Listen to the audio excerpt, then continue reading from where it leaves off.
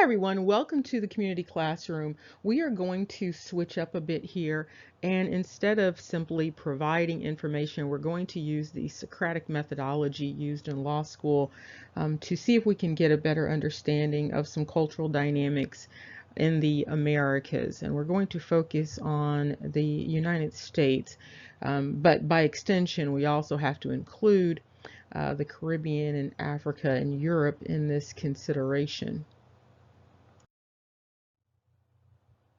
And so what we're going to look at here is a question of why do Americans speak the way they do, and particularly the what would be considered native brown Americans. Now I know there is this unusual distinction identifying certain groups of people as black and certain people as brown, but I mean literally the brown people of America, focusing on the United States.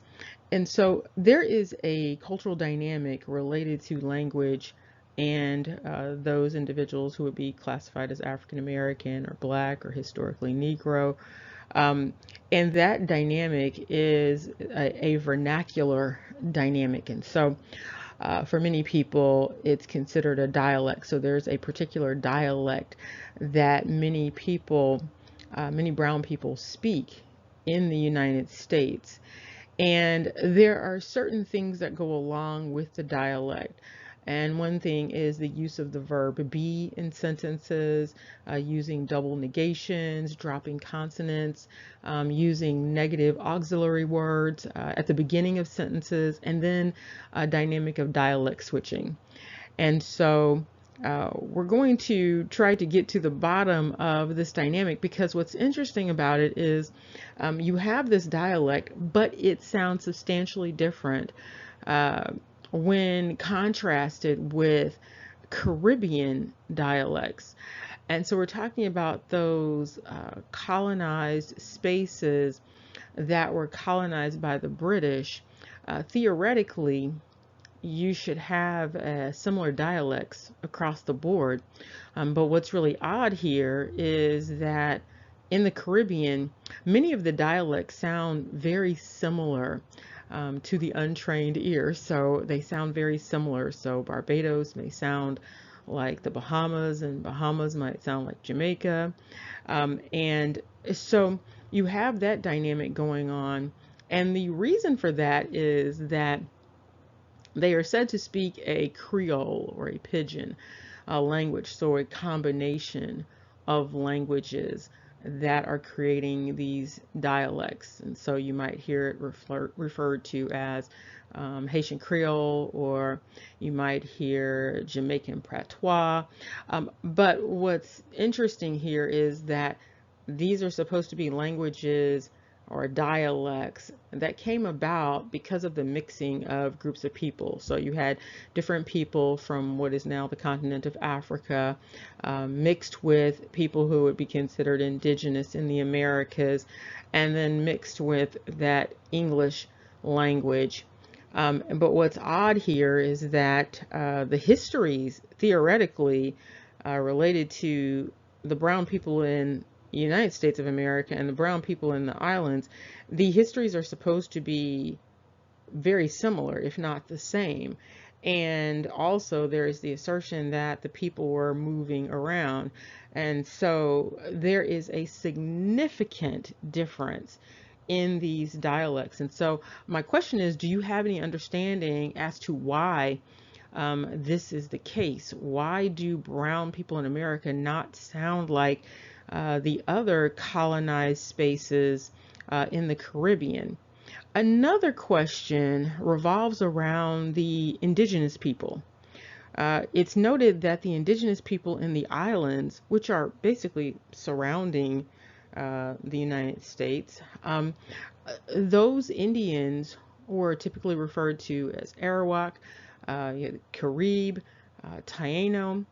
What's odd about that is, and you would see these groups throughout the South America region and also the Caribbean region. What's odd about that, though, is that you have this discrete group in that area, and then you have approximately over 1,000 different Indian tribes in mainland America. And these tribes, these ethnic groups, are not coalesced. So you don't have a significant history of the Arawaks being in mainland North America, what you would consider the United States. And then you don't see a history of significant Cherokee presence or Creek presence or Choctaw presence or Shawnee or Sioux presence in the Caribbean. And so that's an interesting dynamic going on there, because there is always this assertion that all of these people are theoretically the same and they are creolized in a substantially similar way. But there are significant differences in the cultures, and that language dynamic is a very odd one, given these histories that are supposed to be the same. So we have a few other questions here for consideration. There are no right or wrong answers right now because there is no clear understanding as to why these situations even exist. And so another question to consider is, why were brown Americans denied the Bible? And if they were denied the Bible to the extent that they were denied the Bible, where did they learn the Bible? How did they learn the Bible if they were denied the Bible?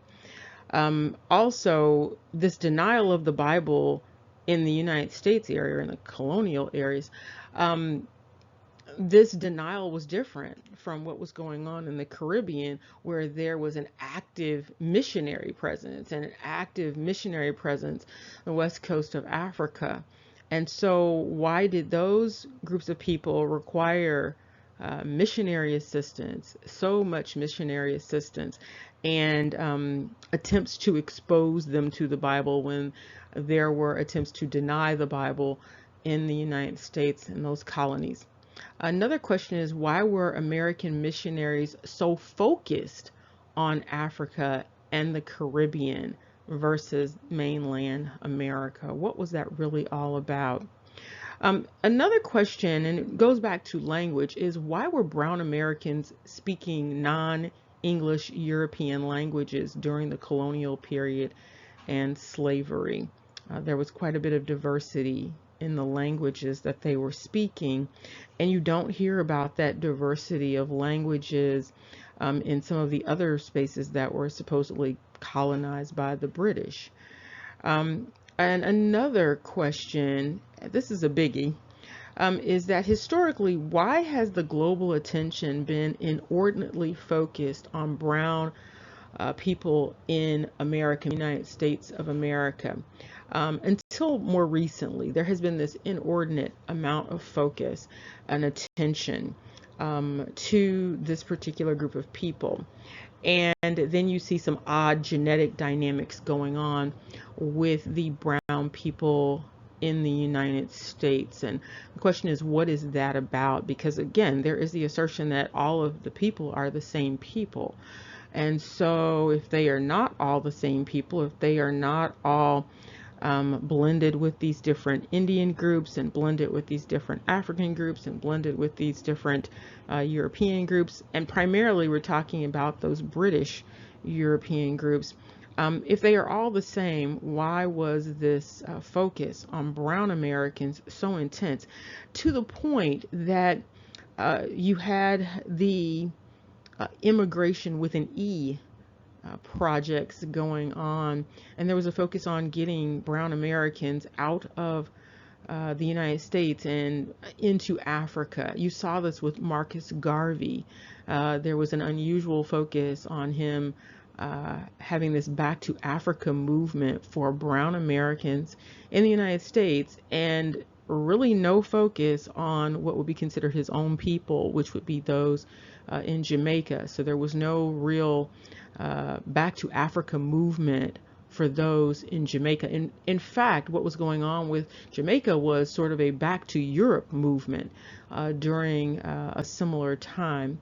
And so those are some questions that are out there for consideration, and you would be wise to consider those questions. And if you have some answers, please do start to provide some of those answers. You can either do your own content and address it, or if you want to discuss it in the comments section, if you have some insight, that would be great. Remember, knowledge is power. Take care. See you soon.